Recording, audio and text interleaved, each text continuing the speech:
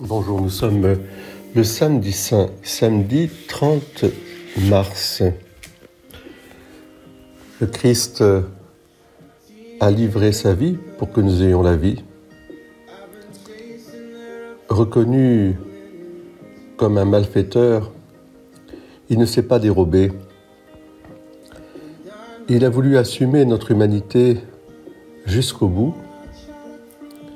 Après sa mort sur la croix, grâce à l'amitié de ses amis Joseph d'Arimathie et Nicodème, avec l'aide de sa mère, des saintes femmes, il a été déposé de la croix et enseveli dans un tombeau neuf.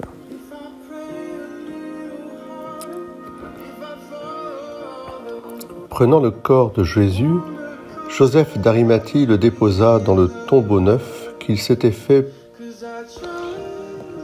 construire dans le roc.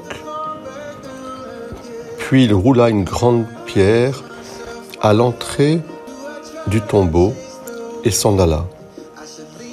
Or, Marie-Madeleine et l'autre Marie étaient là, assises, en face du sépulcre.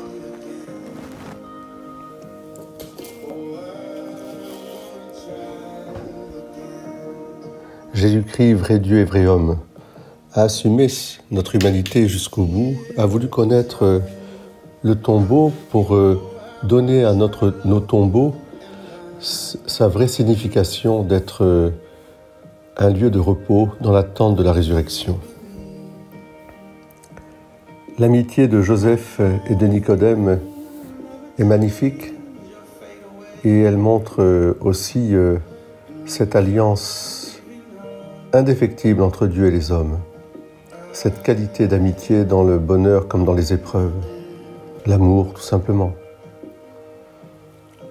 Et puis, il y a cette pierre roulée qui est le symbole, quelque part, à la fois de notre impuissance, de notre malheur, mais aussi qui est le symbole aussi d'une pierre d'angle sur lequel on pourra bâtir la vie nouvelle, la vie éternelle.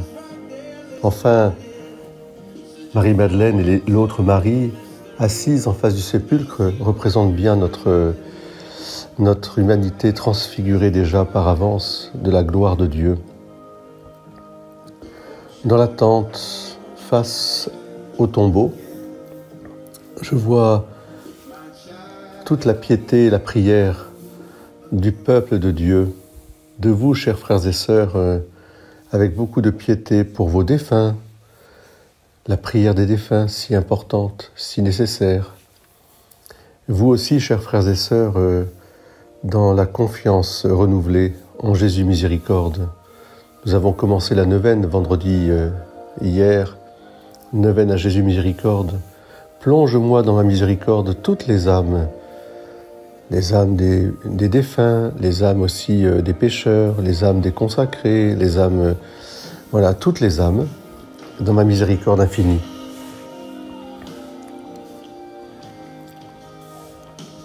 Aujourd'hui, c'est un grand silence sur la terre, c'est un grand silence pour intérioriser la grâce immense, le miracle incroyable, le retournement de situation qu'est la résurrection.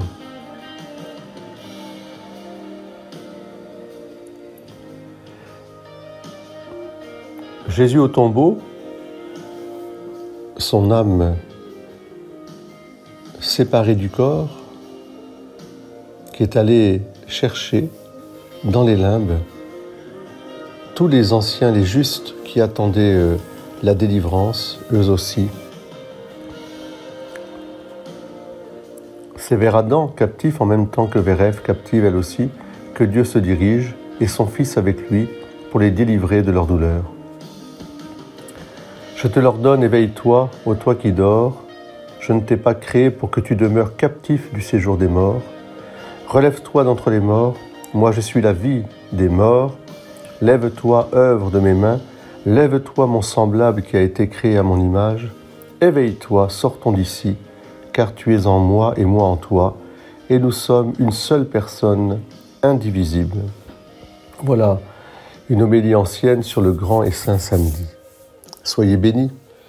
Je vous adresse vraiment tous mes vœux de fête de Saint Triduum qui s'achève pour s'ouvrir à la fête de Pâques.